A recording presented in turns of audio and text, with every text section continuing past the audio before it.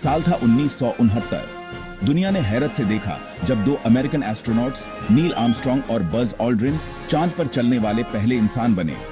यह बेहतरीन उपलब्धि अपोलो 11 मिशन मानव इतिहास में एक महत्वपूर्ण क्षण था।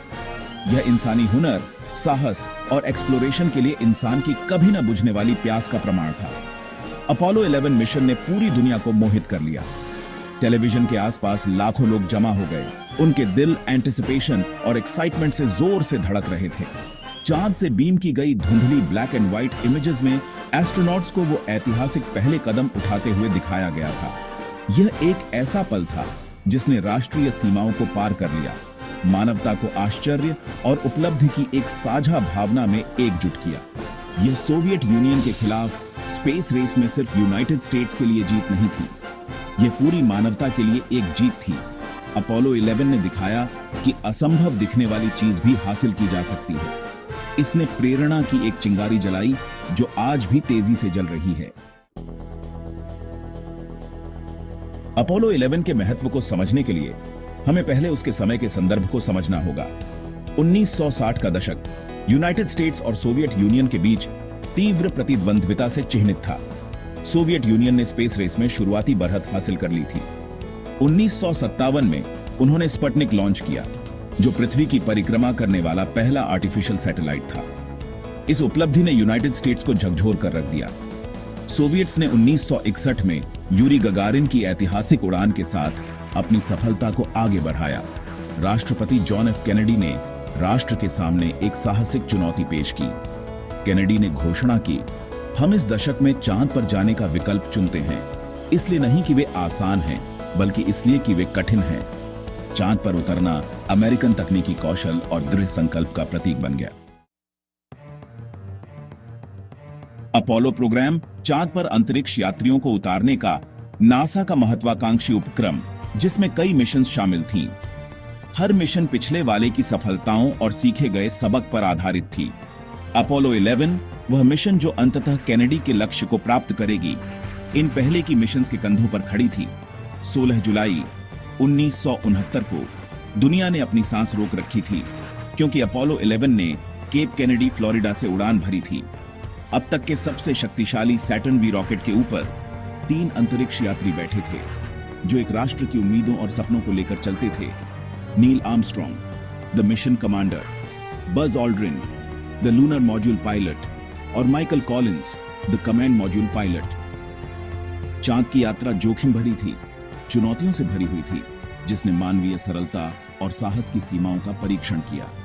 अंतरिक्ष यात्रियों को अत्यधिक तापमान, अंतरिक्ष के क्षमाशील शून्य और उपकरण की खराबी के निरंतर खतरे का सामना करना पड़ा। लेकिन इन सब के बावजूद उनका हौसला कभी डिगा नहीं। 3 दिन की यात्रा के बाद अपोलो 11 ने चंद्र कक्षा में प्रवेश किया। चंद्र मॉड्यूल, उपनाम ईगल, कमांड मॉड्यूल कोलंबिया से अलग हो गया और सतह की ओर उतरना शुरू कर दिया। ईगल पर सवार आर्मस्ट्रांग और ऑल्ड्रिन ने कुशलता से अपने शिल्प को वंश के अंतिम चरणों के माध्यम से निर्देशित किया, बोल्डर और क्रेटर से बचते हुए, क्योंकि वे एक सुरक्षित लैंडिंग स्थान की तलाश कर रहे थे। 20 जुलाई 1969 को 20:17 यूटीसी पर ईगल चांद की सतह पर उतरा। रेडियो पर आर्मस्ट्रांग की शांत आवाज गूंज उठी, ह्यूस्टन, ट्रैंक्विलिटी बेस यहां, ईगल उतर गया है। राहत और खुशी की लहर ह्यूस्टन, टेक्सास और दुनिया भर में मिशन नियंत्रण के माध्यम से बह गई। कई घंटों की तैयारी के बाद आर्मस्ट्रांग चंद्र मॉड्यूल से बाहर निकले और चंद्र सतह पर वे ऐतिहासिक पहले कदम उठाए। उनके शब्द इतिहास में अंकित इस क्षण की भव्यता को दर्शाते हैं। यह मनुष्य के लिए एक छोटा सा कदम है, मानव जाति के लिए एक बड़ी छलांग है। ऑल्ड्रिन जल्द ही सतह पर आर्मस्ट्रांग के साथ शामिल हो गए। उन्होंने राष्ट्रीय गौरव और उपलब्धि के प्रतीक अमेरिकी ध्वज फहराया, लेकिन उनका मिशन प्रतीकवाद से कहीं आगे तक फैला हुआ था।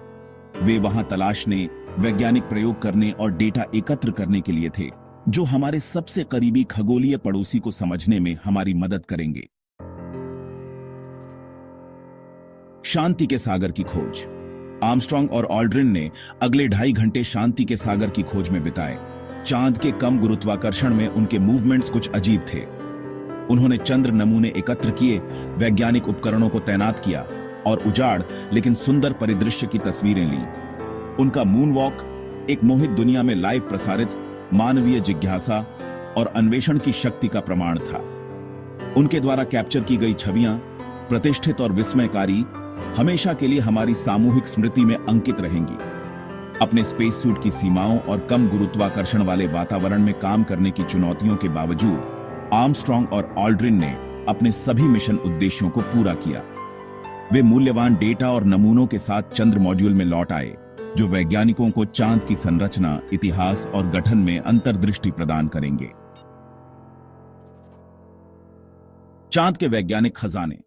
अपोलो 11 मिशन ने वैज्ञानिक डेटा का खजाना दिया, जिसने चांद के बारे में हमारी समझ में क्रांति ला दी। पृथ्वी पर वापस लाए गए चंद्र नमूनों ने चांद के भूवैज्ञानिक इतिहास के बारे में अमूल्य सुराग प्रदान किए। नमूनों के विश्लेषण से पता चला कि चांद प्राचीन है, अरबों साल पहले बना था। चट्टानों और मिट्टी में पृथ्वी पर नहीं पाए जाने वाले खनिज थे, जो एक अद्वितीय चंद्र भूविज्ञान का प्रमाण प्रदान करते हैं। आर्मस्ट्रॉन्ग और ऑल्ड्रिन द्वारा तैनात वैज्ञानिक उपकरणों द्वारा एकत्र किए गए डेटा ने चांद के कमजोर चुंबकीय क्षेत्र, इसकी आंतरिक संरचना और इसके पतले वातावरण की संरचना में अंतर्दृष्टि प्रदान की। अपोलो 11 मिशन के पृथ्वी की हमारी समझ के लिए भी निहितार्थ थे। चांद का अध्ययन करके एक खगोलीय पिंड जो पृथ्वी को आकार देने वाली भूवैज्ञानिक प्रक्रियाओं से अपेक्षाकृत अबाधित है, वैज्ञानिक हमारे अपने ग्रह के प्रारंभिक इतिहास में अंतर्दृष्टि प्राप्त कर सकते हैं। मिथकों को खत्म करना, वास्तविकता की पुष्टि करना। इसके विपरीत भारी सबूतों के बावजूद कुछ व्यक्ति अभी भी साजिश के सिद्धांतों से चिपके हुए हैं, जो दावा करते हैं कि चांद लैंडिंग फर्जी थी। ये सिद्धांत अक्सर गलत सूचना और अधिकार के अविश्वास से प्रेरित होते हैं। वैज्ञानिक डेटा और प्रत्यक्षदर्शी खातों के विशाल निकाय को अनदेखा करते हैं, जो अपोलो मिशन की प्रामाणिकता की पुष्टि करते हैं। अपोलो अंतरिक्ष यात्रियों द्वारा वापस लाए गए चंद्र नमूनों को दुनिया भर के वैज्ञानिकों द्वारा स्वतंत्र रूप से सत्यापित किया गया है। अपोलो मिशन द्वारा चांद की सतह पर रखे गए लेजर परावर्तकों का उपयोग वैज्ञानिकों द्वारा पृथ्वी और चांद के बीच की दूरी को अविश्वसनीय सटीकता के साथ मापने के लिए किया जाता है। इसके अलावा अपोलो कार्यक्रम में शामिल हजारों लोगों, इंजीनियरों और वैज्ञानिकों से लेकर तकनीशियनों और अंतरिक्ष यात्रियों तक को बड़े पैमाने पर कवर अप में शामिल होना होगा। इस तरह के धोखे के विशाल पैमाने और जटिलता को बनाए रखना असंभव होगा।